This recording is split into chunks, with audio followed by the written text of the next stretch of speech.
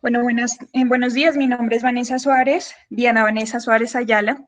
Soy residente en endocrinología pediátrica y el trabajo que presento se llama Caracterización clínica y de laboratorio de pacientes pediátricos con hiperplasia suprarrenal congénita en centros de referencia en Medellín, Colombia, entre el año 2013 a 2018. Les agradezco pues a mis asesores, la doctora Laura Niño y el doctor Martín Toro. Bueno, para empezar hay que decir que la hiperplasia suprarrenal congénita es una deficiencia enzimática en la síntesis de esteroides suprarrenales y es la alteración adrenal más común en pediatría, es de herencia autosómica recesiva, y quiero hacerles énfasis sobre la clasificación porque en los resultados vamos a hablar mucho sobre ella. Se clasifica en dos grandes grupos, la clásica y la no clásica, y la clásica a su vez se subdivide en clásica perdedora de sal y virilizante simple. Tiene muchas complicaciones. En la etapa neonatal, principalmente alteraciones hidroelectrolíticas que podrían llevar incluso a la muerte, cambios en la diferenciación sexual que también pueden hacer que asignemos erróneamente el sexo del bebé, y a largo plazo por la exposición a andrógenos, pues todas estas complicaciones que ustedes pueden ver ahí, dentro de las que se destacan pubertad precoz y talla baja final. El problema es que en Colombia nosotros no realizamos de forma rutinaria la tamización neonatal de esta patología, por lo que se sospecha solo cuando hay manifestaciones clínicas, alteraciones al examen físico, y esto pues puede retrasar el diagnóstico y el tratamiento y llevarnos a mayor comorbilidad e incluso mortalidad.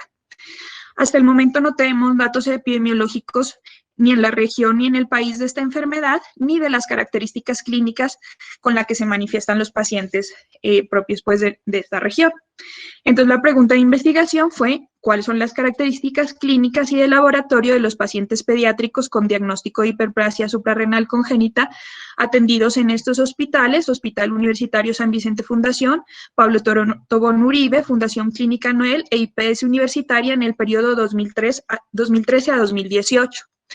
Dentro de nuestro objetivo general, pues fue identificar las características clínicas y parámetros de laboratorio de los pacientes pediátricos con hiperplasia suprarrenal congénita en centros de referencia de Medellín. Los específicos, pues, fue describir las características sociodemográficas, clínicas, de laboratorio, el tratamiento, la evolución clínica y sus complicaciones, y también incluimos dentro de los objetivos específicos explorar las diferencias que habían entre las variantes clínicas y algunas características clínicas y de laboratorio. Se hizo un estudio observacional descriptivo de corte transversal con recolección retrospectiva a través de historias clínicas en los hospitales que ya mencionamos en el periodo mencionado. Como criterios de inclusión, tuvimos pacientes menores de 18 años con diagnóstico clínico de hiperplasia suprarrenal congénita. Para cumplir ese criterio de diagnóstico, tenían que tener aparte que ustedes miran aquí, que tengan una 17-hidroxiprogesterona mayor a 1000 nanogramos sobre decilitro o que tengan una 17-hidroxiprogesterona inicial mayor de 200, lo que la hace una sospecha y se confirma con un test de ACTH. O que a pesar de que no cuenten con el reporte inicial de 17-hidroxiprogesterona, existiera una alta sospecha clínica por parte del endocrinólogo pediatra tratante y así se hubiera consignado en la historia clínica. Los criterios de exclusión fueron que pues no tuvieron la información disponible. Este estudio fue aprobado por los comités de ética de la IPS Universitaria, el Hospital Pablo Tobón Uribe y el San Vicente. La Fundación Clínica Noel no cuenta con comité de ética en la investigación y por tanto se acogió a los avales de las otras instituciones. En cuanto a los resultados, tuvimos 132 historias clínicas que se incluyeron. El 65.2% fueron femeninos, la mayoría fueron de procedencia urbana y la mayoría provenían de Medellín y su área metropolitana. El 43.2% provenía del Hospital Fundación San Vicente.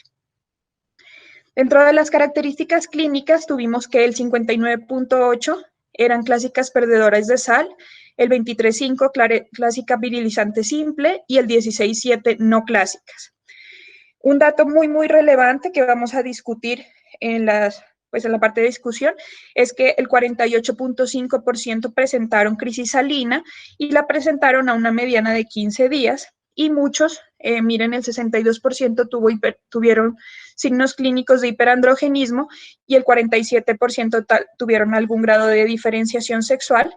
Nosotros en la práctica utilizamos la escala Prader para hablar de diferenciación sexual y miren que un porcentaje importante se incluyó en la escala 3 y 4 de alteración de la diferenciación sexual en Prader. En cuanto a las características clínicas, encontramos endocrinopatías asociadas, las más frecuentes, talla baja y pubertad precoz. Y en cuanto a las características del laboratorio, esta es una tabla que compara los laboratorios iniciales y los laboratorios finales. Dentro de los andrógenos en general tenemos la testosterona que, como ustedes miran, tanto al inicio como al final tuvo unos porcentajes altos. La androstenediona se presentó de igual forma.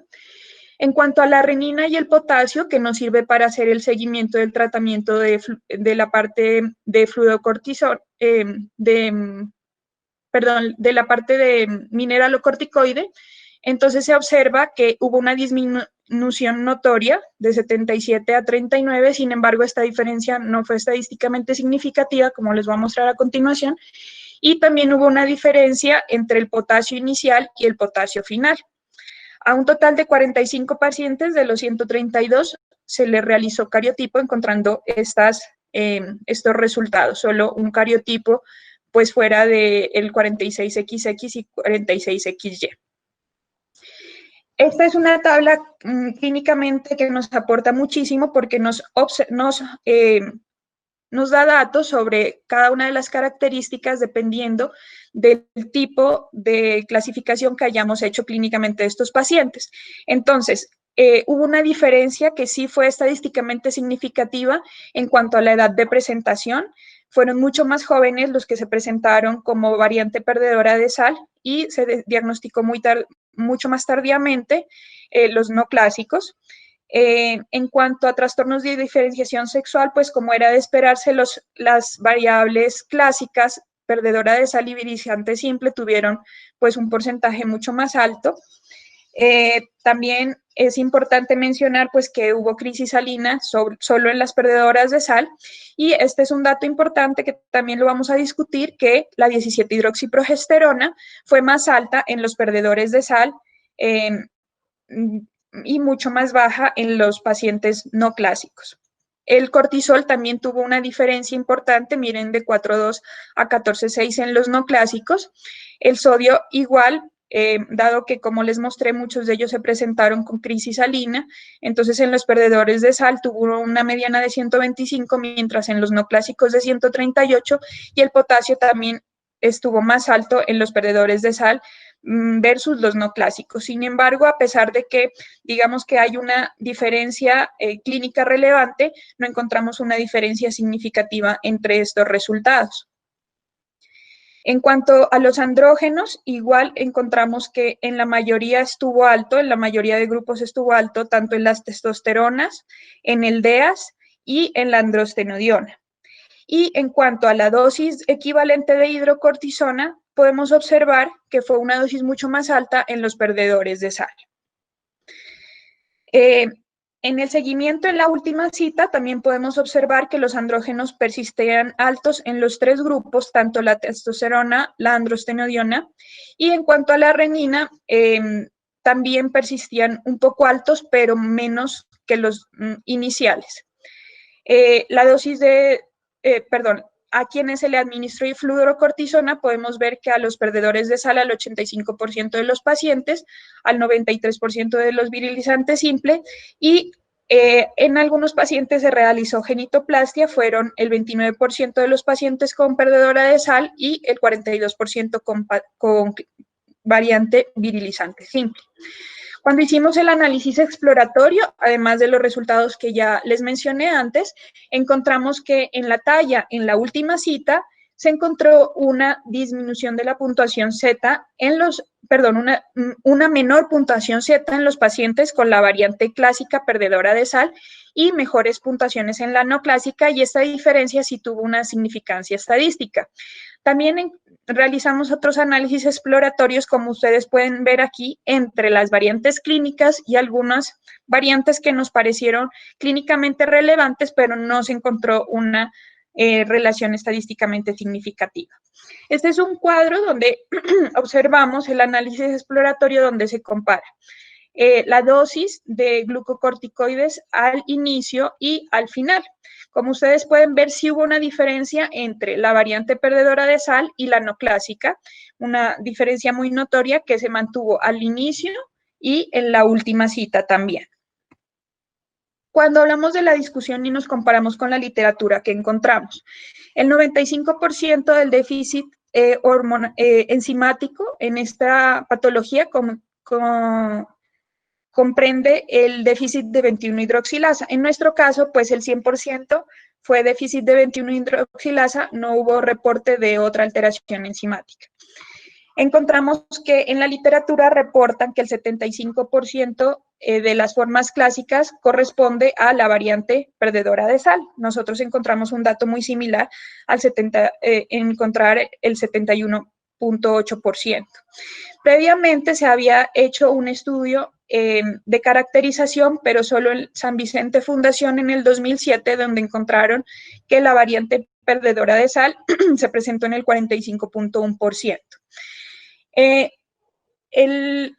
Traté de utilizar una relación de verde cuando estamos similar a la literatura y rojo cuando no tenemos datos similares a la literatura. En este caso, por ejemplo, la literatura dice que la hiperplasia no clásica es mucho más frecuente que las otras. Sin embargo, nosotros no encontramos ese resultado y lo atribuimos a que muchas veces la variante no clásica se manifiesta más y se diagnostica en la edad adulta, y nosotros solo incluimos edad pediátrica. Tenemos que fue más frecuente el sexo femenino, este dato ya había sido reportado. En cuanto a la edad del diagnóstico, pues hubo una diferencia estadísticamente significativa, pues notable en que la variante perdedora de sal pues tenía una edad mucho más pequeña. En cuanto a la presentación de la crisis salina, es similar a lo encontrado en la literatura, una mediana de 15 días y la literatura reporta medias de 15 días.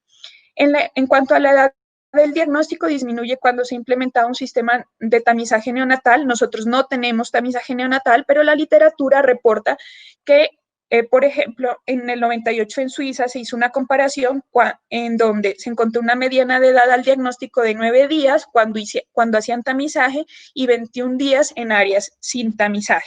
Entonces es un dato pues importante. En cuanto al valor de la 17-hidroxiprogesterona al diagnóstico, como les había mencionado, es muy notorio que en la clásica perdedora de sal presenta una 17-hidroxiprogesterona mucho más alta. Se ha mostrado en la literatura que entre más alta, muy probablemente las características clínicas sean mucho más severas y notorias, como se observa en este normograma. Esto ya estaba pues mostrado en la literatura. El cortisol lo encontramos similar a la literatura y la variante perdedora de sal fue más bajo. Una cosa muy importante, encontramos muchísima más crisis salina. El 81% de nuestros pacientes con perdedora de sal debutó con crisis salina, mientras en otras series reportadas solo es el 33 al 36%. Y hubieron otros pacientes que reincidieron presentando 32 pacientes, nueva crisis salina después de haberse diagnosticado. Es importante recordar este dato porque se habla de que la mortalidad de una crisis salina puede llegar hasta el 4%, incluso en instituciones de alta complejidad. En cuanto al sodio y el potasio, tenemos valores similares a los reportados, pero miren que la hipoglicemia en nuestros pacientes fue mucho más severa. La literatura reporta en la perdedora de sal 84 y en la virilizante Simpre 83. Esto en promedios, nosotros encontramos medianas de 77 y 76, pero también encontramos que en general la frecuencia era más baja. con respecto a la literatura. Nosotros encontramos 5.4 y la literatura reporta de 8 a 9%. En cuanto a las pruebas genéticas, encontramos que se realizó en 45 pacientes, muchas más en mujeres que en hombres, como pueden observar aquí, y la mayoría también pues fue en la variante perdedora de sal.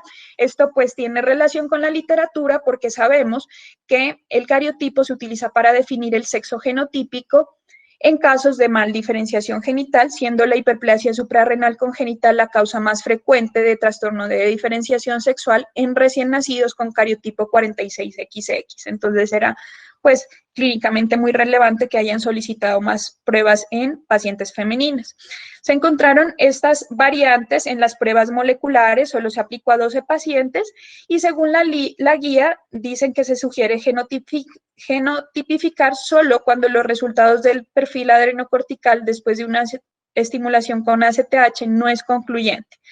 Entonces vemos pues que realmente fue un porcentaje pequeño, pero encontramos unas variantes que ya estaban reportadas en la literatura y que se asocian con el tipo de variante reportada. En cuanto al trastorno de diferenciación sexual, pues tenemos que la mayoría, el 47% tuvo trastorno de diferenciación sexual y la mayoría se encontró en la variante perdedora de sal con un Tanner 3.4, como les mencioné, y que el 85% de las mujeres con forma clásica presentó algún grado de virilización. Esto un poquito más alto que la literatura, como la literatura lo reporta, como por ejemplo en Gran Bretaña, que reportaron el 77%. En cuanto al hiperandrogenismo, pues signos clínicos como el acné, el hirsutismo, clitoromegalia, macrogenitosomía, escroto hiperpigmentado, lo encontramos en el 64% de los pacientes, este hallazgo similar a lo reportado en la literatura. Y en cuanto a endocrinopatías, en orden, como pudieron ver, pues fue la más frecuente talla baja y pubertad precoz mixta, que es como lo reportado también. En cuanto a la edad ósea adelantada, pues encontramos que el mayor adelanto fue en los pacientes no clásicos con 2.25 años, algo similar a lo reportado en un estudio en España en el 2019 con más 2,09 años. Todos los pacientes con pubertad precoz tenían la edad ósea adelantada con una mediana de 36 meses y esto fue llamativo porque fue mayor al total de la población donde se adelantaba en 26 meses. En cuanto al tratamiento, podemos decir que el seguimiento bioquímico, en la administración de glucocorticoides encontramos que al 100% de las formas clásicas se le administró glucocorticoides y solo al 73% de las no clásicas se le administró glucocorticoide. Esto es coincidente con la literatura que muestra que a veces no se necesita el tratamiento glucocorticoide en las no clásicas.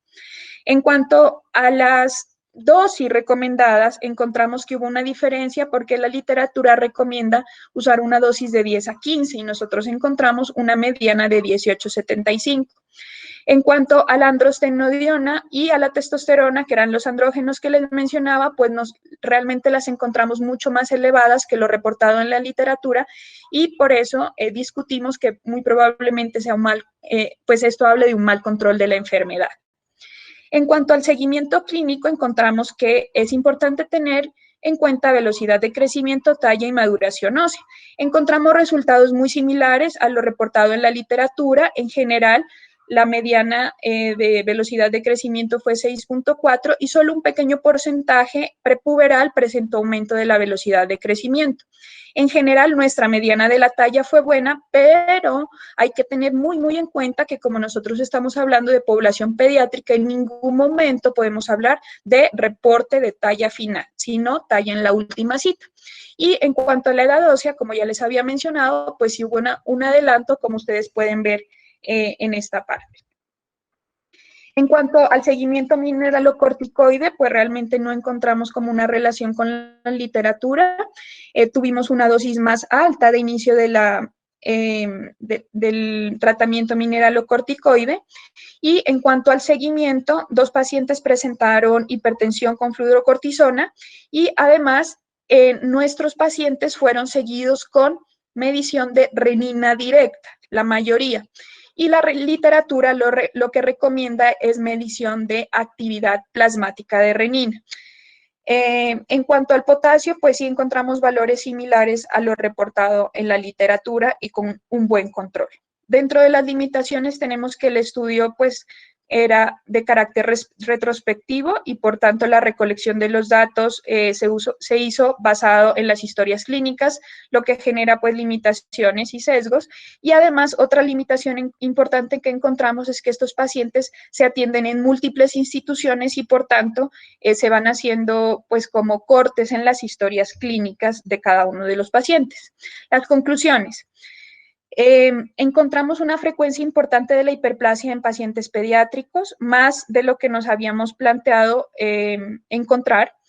Las variables sociodemográficas, edad de presentación y características clínicas fueron similares. Solo el 17% de los pacientes presentaron talla baja y la mediana general estuvo en rango de normalidad. Acuérdense que no podemos hablar de talla final, por lo que les comenté que es un estudio pues en pediatría. Una conclusión que nos pareció muy importante mencionar es que el 48% de los pacientes debutaron con crisis salina y el 24.2% presentaron una crisis salina luego de ya haber sido diagnosticados. Es un hecho alarmante dado que la mortalidad es hasta del 4% incluso en instituciones de alto nivel. Por tanto, creemos que es muy apremiante la implementación del tamizaje neonatal en nuestro país. Un dato importante encontrado es el alto porcentaje de testosterona alta y androstenediona elevada en la última cita, lo que hace pensar de una pobre adherencia al tratamiento glucocorticoide. Muchas gracias.